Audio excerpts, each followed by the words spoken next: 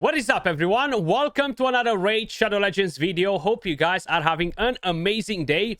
Guys, this has been long overdue, and now with the addition of Leonardo, I feel like for the moment this subject is complete. In today's video, we're gonna do the ultimate tier list for faction unity champions, or unity champions, because we're going to include Leonardo in the list as well. Now, we have a bunch of different characters, right? We have one per faction, except the Shadowkins that has two Unity champions, but one is the Turtle Unity champion. We're going to talk about all of them, which ones are good for progression, which ones are crazy in the end game, and which ones are the best overall faction Unity champions.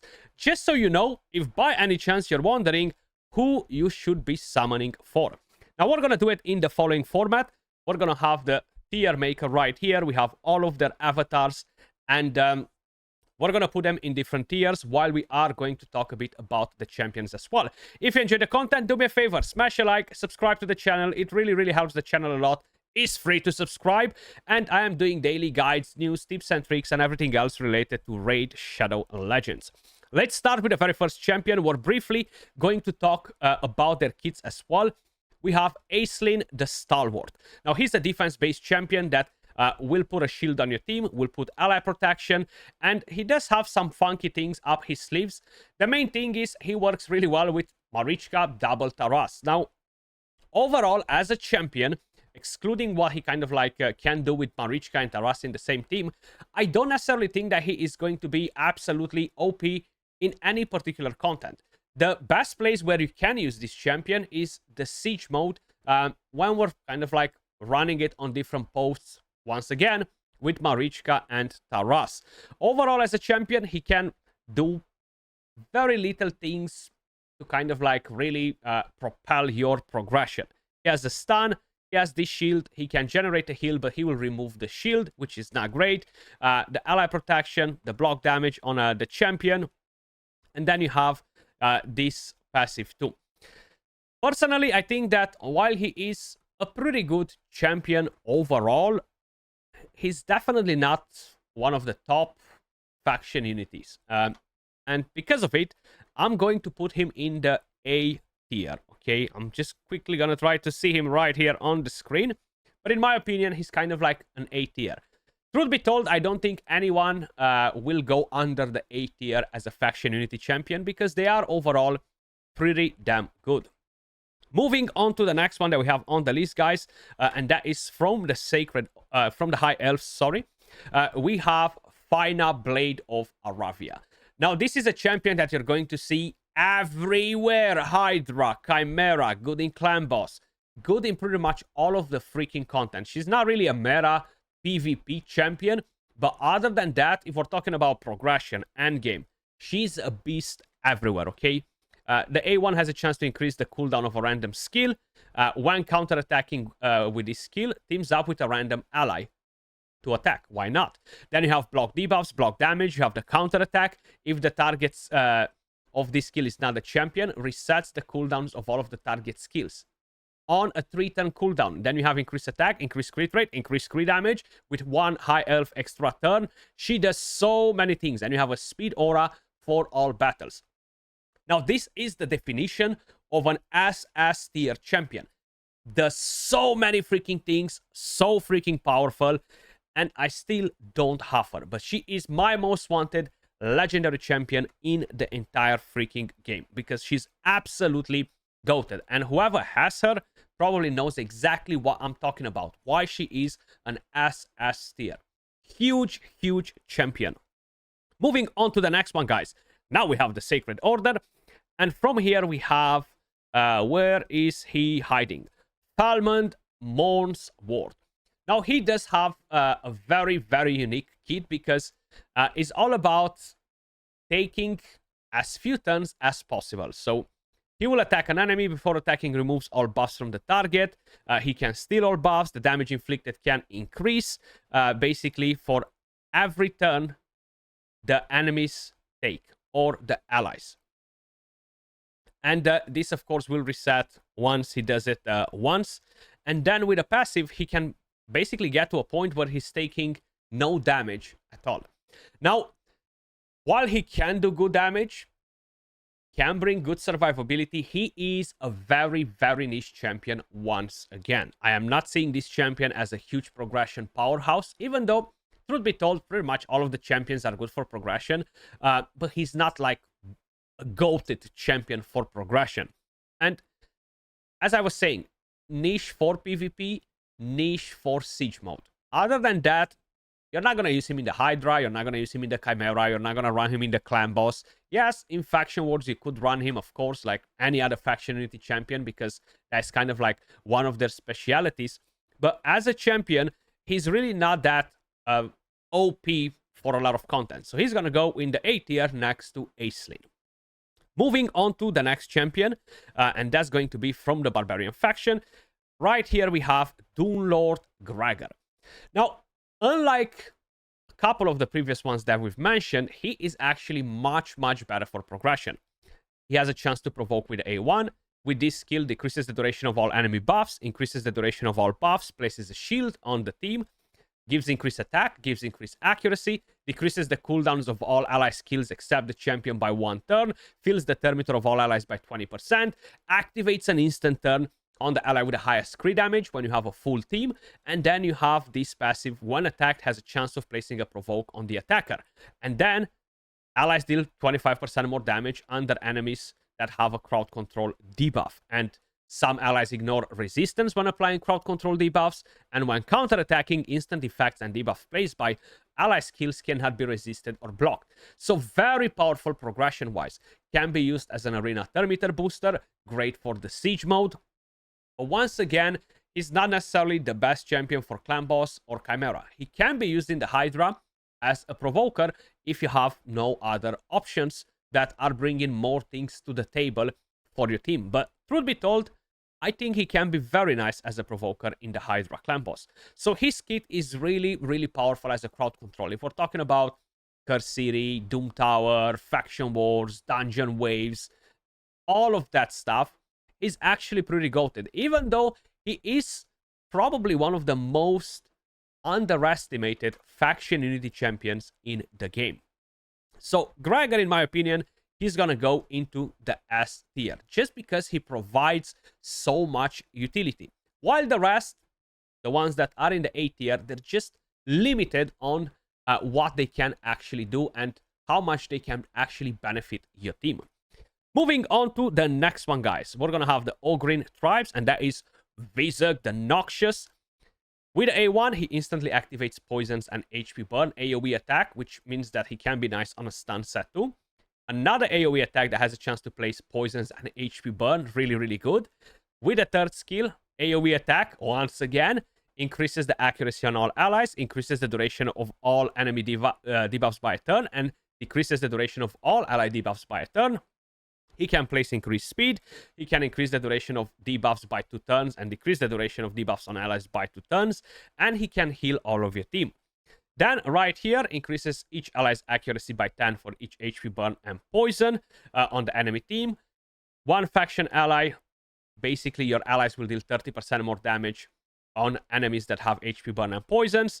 2 faction allies, the damage will increase more. 3 faction allies, the debuffs cannot be removed, stolen, or transferred.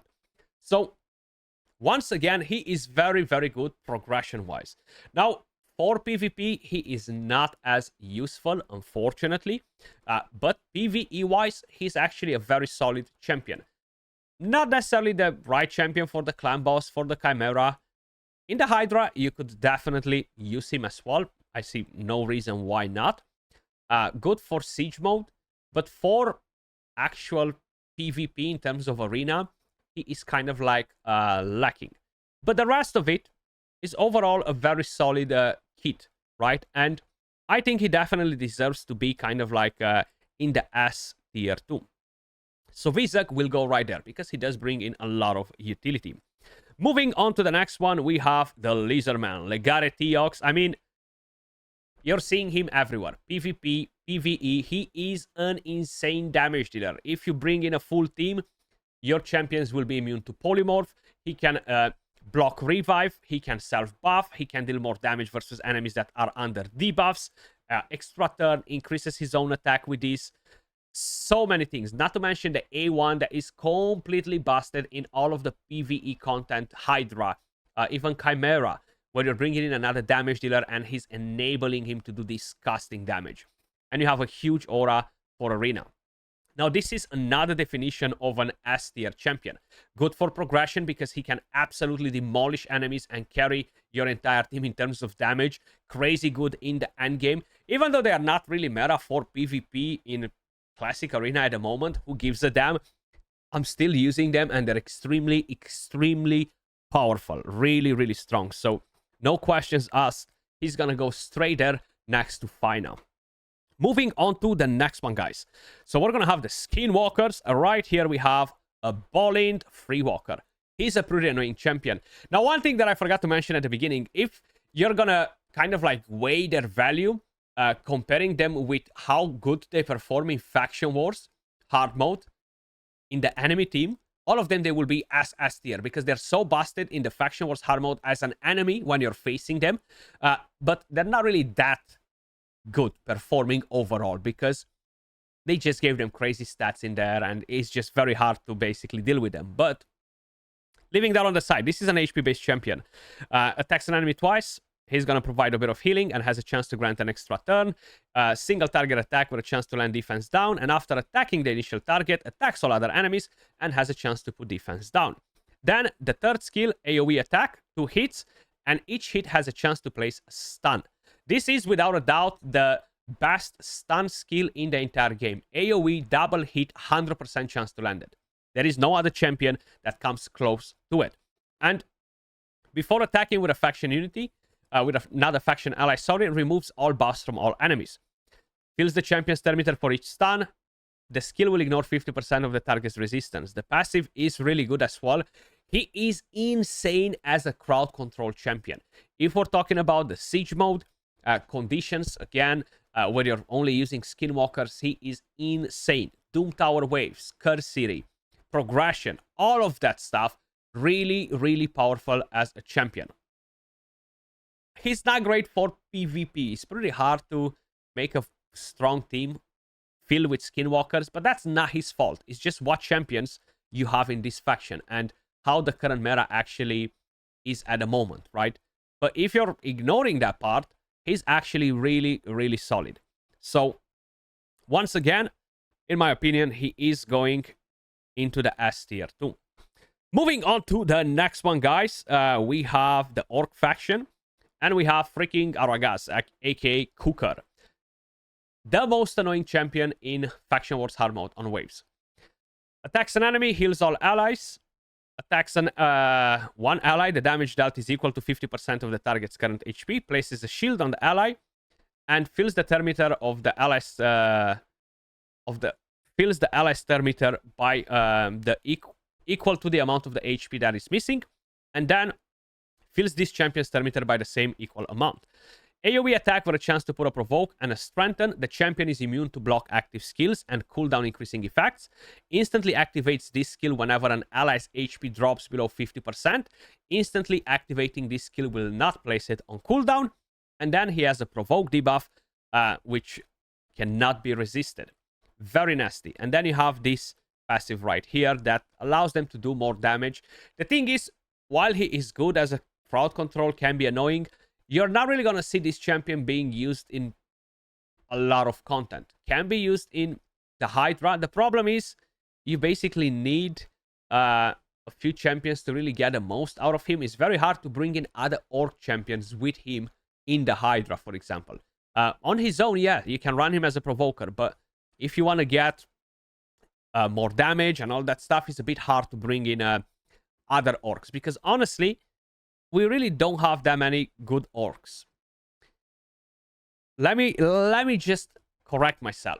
We didn't have that many good Orcs, but now we have Crockhead and Shayak, so scrap that. You can definitely bring in more Orcs to the party. And you do have Val the Destroyer as well, which, even though I haven't been using him in a long time, I guess he's still a good damage dealer. You can definitely run a good team in the Hydra, actually. So scrap that part. Scrap that part. He's gonna go into the S tier as well, just because he brings in a lot of utility comparing him with others. I don't like him too much, okay? I would personally maybe prefer to get a Falmont, but that's just because he's more niche for PvP, right? But Aragaz, leaving my hate on the side, I think he deserves to be in the S tier. Let me know your thoughts in the comments down below. Moving on to the next one, guys, we have the Demon Spawn faction. We have Vulkanos, which is absolutely goated. More powerful for PvP than PvE. He can do a lot of things, ignore a lot of freaking buffs on the enemies, stack his own increased ignore defense effects, melting enemies with the HP burn. He can block revive. In fact, everybody can block revive on any enemies that die under HP burn. It doesn't matter who kills them. Fear, he does need to basically ramp up all of his effects to do good damage.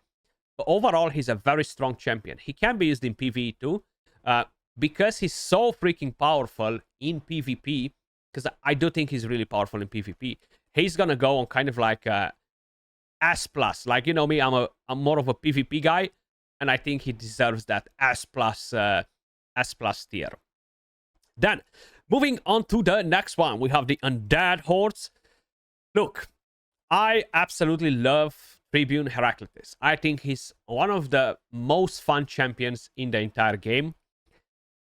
He doesn't really bring overall that much utility. So you have the True Fear, the healing on the A1, one single attack, ignores 100% of the target's defense. He can revive a random ally if you kill somebody.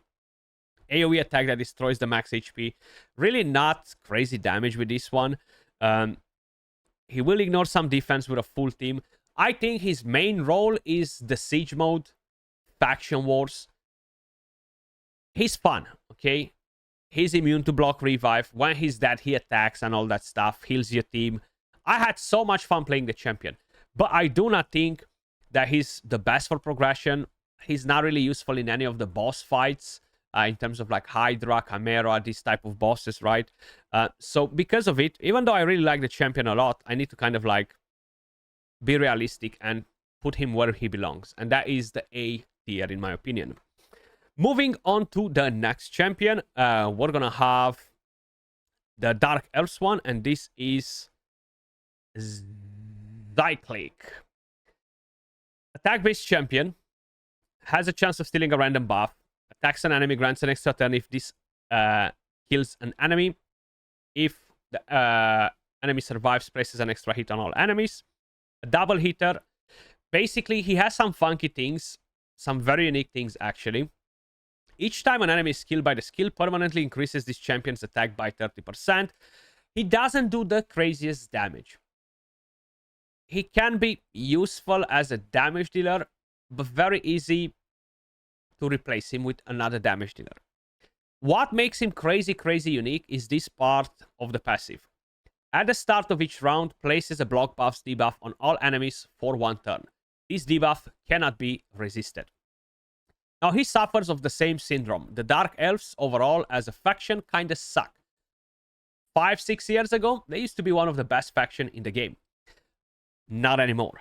And these block buffs, correct me if I'm wrong, maybe they fixed it, maybe it was a bug, but this used to apply before Stone Skin, which means that he used to block the enemies from gaining the Stone Skin in PvP, which used to be a big thing. But the problem is that it was so freaking hard to build a full team with the Dark Elves champions that, unfortunately, his value was not that great. And because he's literally a pure damage dealer that doesn't bring any utility whatsoever, I think out of all of the faction unity champions, he might be one of the worst. But because of his uniqueness and what he can do, I still think he belongs in the A tier. But he's kind of like a minus A tier. Then, moving on to the next faction, we have the Night Revenants. He used to be freaking OP till they actually touched him a little bit. He's a defense-based champion. Very annoying when you fight him in Faction Wars hard mode. He has a chance to land a weaken. The HP level of all allies will be brought up to the level of the ally with the highest HP. The turn meter will be brought down to the same level. This is actually really good, but the most important part is this with the enemies, where you're basically dropping their HP level and turn meter to the level of the enemy with the lowest HP. Okay, which means that if you hit one of the enemies and you're getting him pretty low, close to that, and you're taking the turn meter too, you're going to put all of the enemy team in the same situation. Very powerful for siege mode, very powerful for faction wars, and this type of content. Waves, Doom Tower, the taunt on himself. This skill is not too bad either, but it's not necessarily the craziest. Transfers all the debuffs from this champion. We'll always use this skill instead of the default skill when counterattacking, which is pretty interesting. Not many champions have something like that. And overall, he can deal a bit of damage with this skill. The passive, pretty useful. Places a block damage on himself. He can put through fear. Ignores defense effects against these champions are decreased by 100%, which means that he's tankier, and he has a chance to activate an instant turn. Overall, utility-wise, progression-wise, I think he's pretty good. Endgame-wise, pretty good. Not as powerful as some of the other ones, but he can be a very nice champion. And it does require kind of like a perfect setup to really make sense, to make the most out of this skill right there. But I do think that he deserves to be somewhere here. A+ minus S. I think a lot of people don't like him. Personally, I think he's pretty decent. Moving on to the next faction, guys. We're going to have, of course, the Dwarf faction, and we have Blacktusk, Admiral Blacktusk. Actually, a very nice champion. Support champion, has a chance to place a stun, a full cleanse, an ally attack, really good, on a 3-turn cooldown.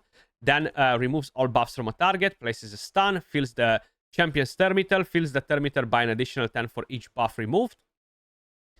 With one faction ally, the stun cannot be resisted. With two faction allies, resets the cooldowns of this skill when an enemy is skilled while under a stun. And 3 faction allies will deal double damage versus targets that are under a stun. Good control, good enabler. The passive, allies will counterattack when they lose 10% or more of their max HP from a single hit. With one faction ally, whenever an ally places a crowd control debuff, fills the champion's turn meter by 20%. With 2 of them, whenever an ally is attacked, has a chance of placing a decreased resistance and a decreased speed on the attacker for 1 turn. If the ally is under a block damage, unkillable ally protection, or stone skin buff, the chance increases to 100%. 3 faction allies at the start of each round places a stone skin buff on all allies for 1 turn. Really damn good to have something like that. Now, unlike the stone skin set, these can actually be removed without having the 50-50 chance, which makes this stone skin a bit more weak, especially in PvP. But when we're talking about progression, it can be pretty damn nasty. When we're talking about Siege mode, Doom Tower, Phantom Shogun running with Acrisias, the boss cannot block your passives because you have Stone Skin on. I think he's overall a pretty interesting champion. And you have the ally attack, you have the cleanse, crowd control, and tons of different utility out of Admiral Blacktusk.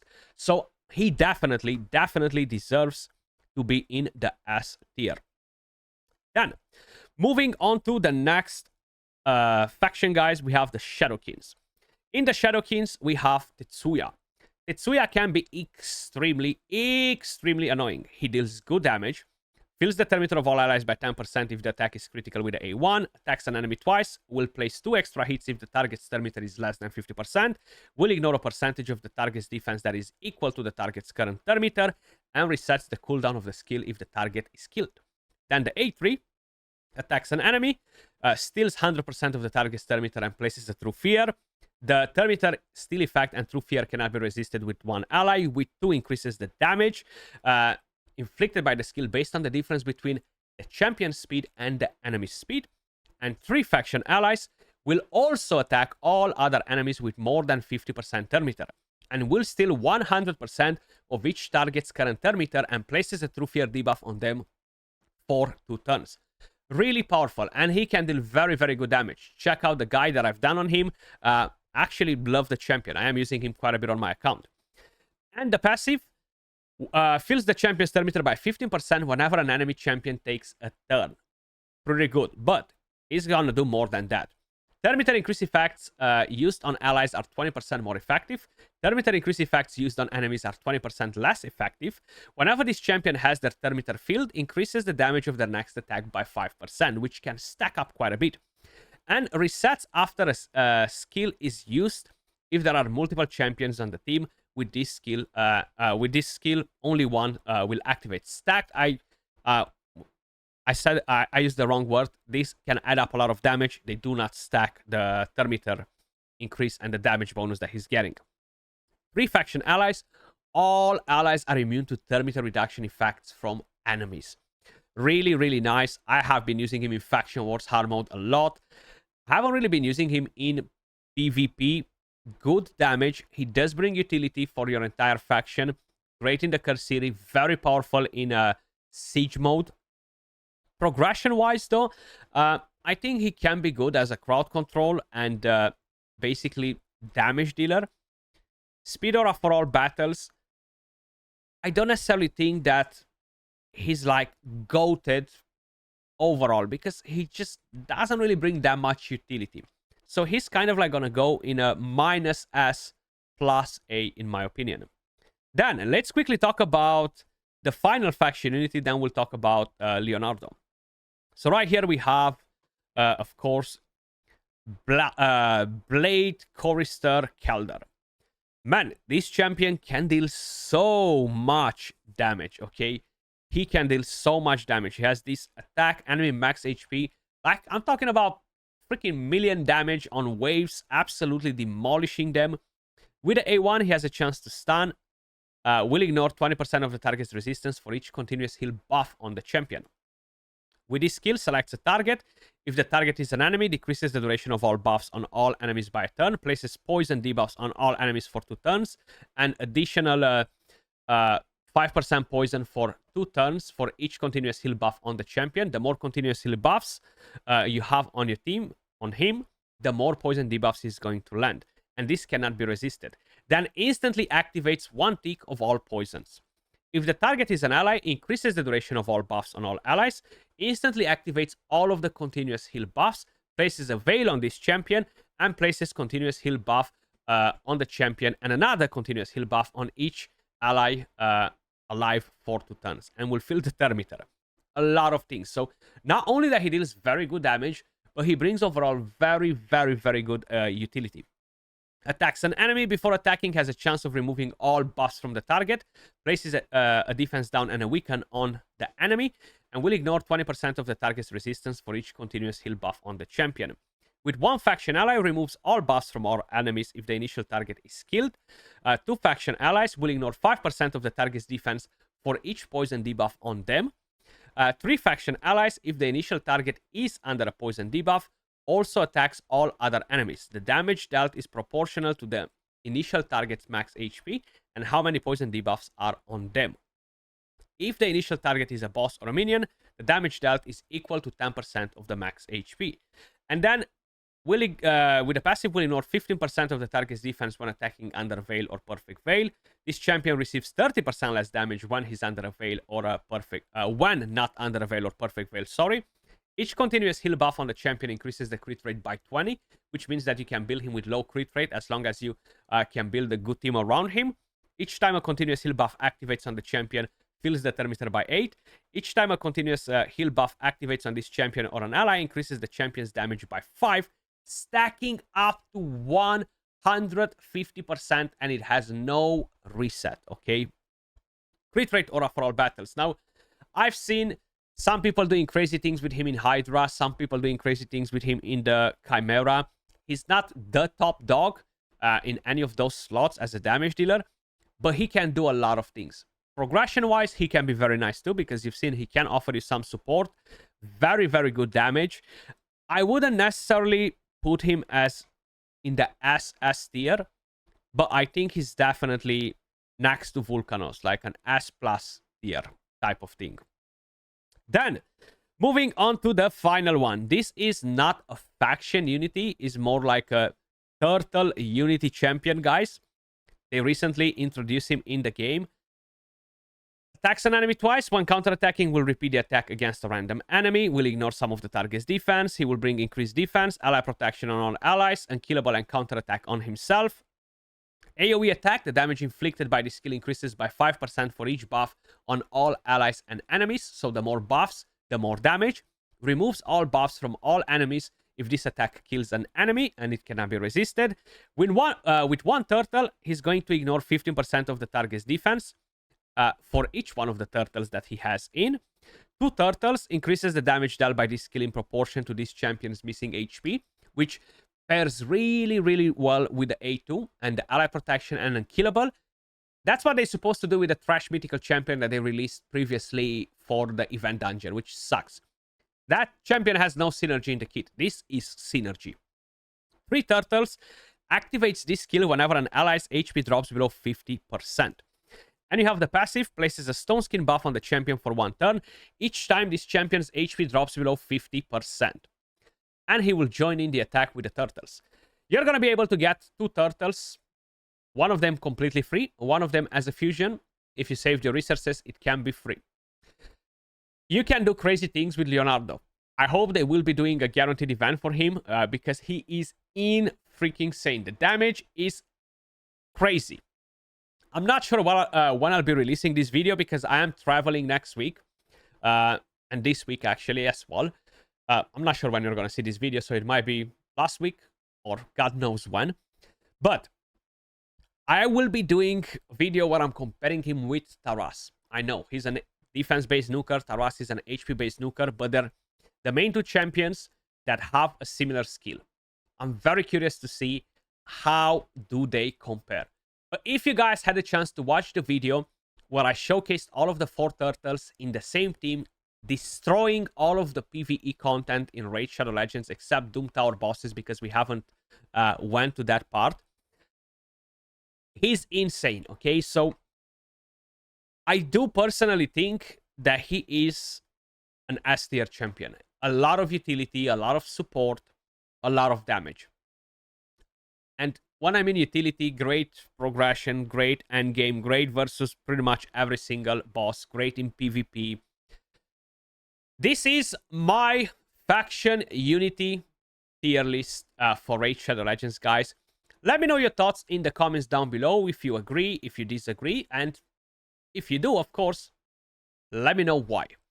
As usual, much love, appreciate all of you guys watching, and I will catch you all in the next video. Peace.